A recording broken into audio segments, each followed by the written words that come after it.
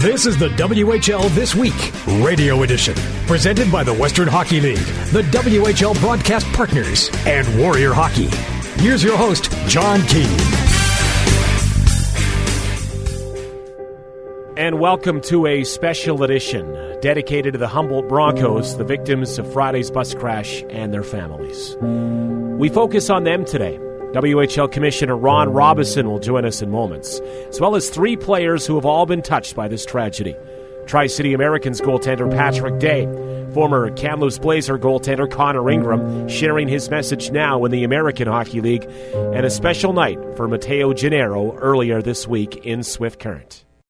We begin this week's show talking about the Humboldt Broncos and the community of Humboldt. Ron Robison is the commissioner of the WHL. He joins us on the line. And first, Ron, this is a tragedy that not only strikes the hockey world, but really has touched a lot of people across Canada and the U.S. Just a devastating situation unfolding in Humboldt last weekend. Well, not only are all of us associated with the Western Hockey League and our clubs, but it's the entire hockey community, the community of Humboldt, the province of Saskatchewan, the entire country, and arguably across the world. This has impacted on everyone who understands how sports teams travel by bus largely, and particularly hockey teams on the provinces in Western Canada, as we know, travel extensively by bus for games, and it's a devastating for everybody concerned, and our hearts certainly are out to the parents and to the families and everyone involved and impacted by this terrible accident. And your reaction to the WHL teams here in the playoffs doing some outstanding tributes before the game we've seen here in the playoffs? Well, the WHL and our clubs are doing everything we can to support the Humboldt Broncos, and we've reached out to them. Certainly the most important thing is to provide the support the families need who are dealing with this terrible tragedy. But yes, we have honored the Broncos by having decals on our helmets and doing certainly moment silence and so forth in each of our locations. So that's the very least we can do to recognize this terrible situation. On a personal note, I know you're from small-town Saskatchewan, so this has to reach you as well. Yes, in fact, I played a few games in Humboldt back in the 70s and remember the community very fondly and, of course, understand the importance the Broncos hockey team has to that community and how closely attached they are. And you can see by the outpouring of support, it's been tremendous response. And certainly anybody from Saskatchewan and small communities such as Humboldt really know how it affects everybody, not only in the community but the surrounding area. Well, it's been heartwarming to see the reaction and just the outpouring of support for Humboldt and the Broncos. Ron, appreciate you spending some time to share your thoughts here on WHL This Week. Thank you, John. Matteo Gennaro of the Swift Current Broncos is playing with a heavy heart in these WHL playoffs. He lost a good friend in Stephen Wack in the Humboldt bus crash, a defenseman for the Broncos. And just days after the accident, he would lead the Swift Current Broncos in Game 4 against the Moose Jaw Warriors, tied at 2 in double overtime. Now Gennaro's got it. Score! What a night for Matteo Gennaro! Sean Mullen on the call there. That goal in double OT, also Gennaro's hat-trick goal in the 3-2 win. He was emotional afterwards. I just know I had an angel watching over me tonight, and it was pretty special to be a part of. Speechless, really. Broncos and Warriors continue a fantastic second-round series into the weekend. This is the WHL This Week, brought to you by Warrior Hockey. The Tri-City Americans are through to the Western Conference Final after sweeping the Victoria Royals, led by the strong play of goaltender Patrick Day. He's been playing with a heavy heart. He spoke with play-by-play voice Craig West. Joining us, the goaltender of the week, Patrick Day. And first off, congratulations. You're having quite the run. 2 shutouts, 5 games. Yeah, thanks. The guys are playing real good hockey and make my job a little bit easier. They're clearing away second and third chances. So, we're all clicking right now, and hopefully we can keep making a good push here. It's kind of a storybook year for you because going into a week before training camp, you're a man without a country. You didn't have a team, and you might tell the people how you came about being a Tri-City American because it's a great story. Yeah, I think it was definitely some nervous times throughout the summer, and I was fortunate enough to get an opportunity. My dad gave Bob a call, and he gave me the opportunity to come into camp, and sort of just had to work for everything I got, and it's ended up working out this year, and it's been awesome to come down to try and meet all the new faces in the room, and we're just we're really working towards one goal right now, and it was kind of our goal going into the season, knowing we'd have a pretty strong team, and guys are starting to sacrifice, and everything's just sort of going well for us right now. I think on Friday night and on a personal side, it was tough. You get a shutout, you're up 1-0, and you come out and find out about the Humboldt Broncos, and you had personal friends. And I know on your Facebook page you had a picture of a friend, and it's been tough times for you, for Aucoin, I know for Sawchuck, several of the guys. I mean, hockey is a small place, a small world.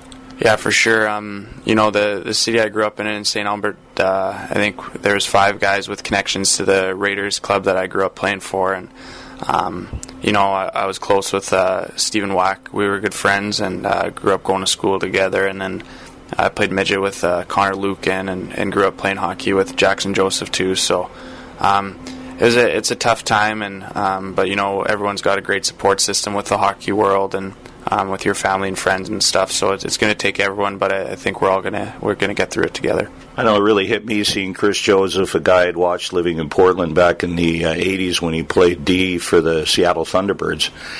And it kind of hit home then, and for over 500 games in the NHL, and it's like, hey, we know these guys, and they've got families, and it was just devastating to see. And then you look, too, and then you're watching on TV, Lane Zablocki's dad is the spokesperson for the RSMP. I mean, it just really hit home to the league.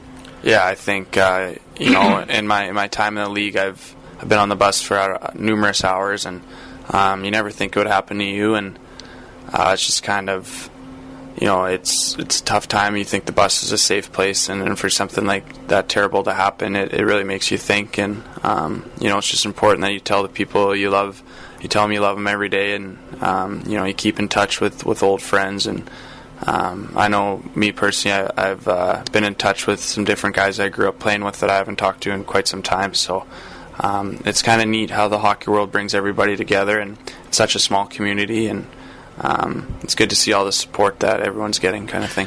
Well, congratulations on the award. I like your choice of hats, the Dodger hat. Keep it going. Maybe it'll bring them some good luck, too. Will do. Thanks, Wesley. Thanks for having me. This is the WHL This Week, brought to you by Warrior Hockey. Former Blazer Connor Ingram spent 2 years at Humboldt and was deeply affected by this tragedy, losing friend, team captain for the Broncos, Logan Schatz, in the crash. He's in the American Hockey League with the Syracuse Crunch. Humboldt Strong was something you adopted on the back of your mask. Tell me about that, and also the pledge you'll make to donate to the cause. On the back of my mask, I've always had 4 initials with me that people I've lost in my life, and I decided when I was in Kamloops, actually, as my first mask, I put their initials on there so they could come with me on my journey, because they never got to have their own. So I put Humboldt Strong on there, and I added another set of initials there for a buddy I lost. This hits you pretty close to home, considering how close you were with your friend. Yeah, obviously, I knew 4 of them on the bus, and miraculously, three of the 4 I knew they made it out. One I did lose. He played with him for 2 years and some summer hockey, and he was at my grad, and he's one of those guys that in hockey, after you're done playing, you might not talk for a while, but as soon as you see him out or you see him around, you never skip a beat with those guys, and unfortunately, he didn't make it through it. You also have a connection with the community. You played your midget hockey in Humboldt as well, and this is something that reaches you for sure, even on the community level of the situation. Yeah, obviously it's a community that's pretty close to us. Like you said, I played my first year bantam there, and I played my first year midget there too.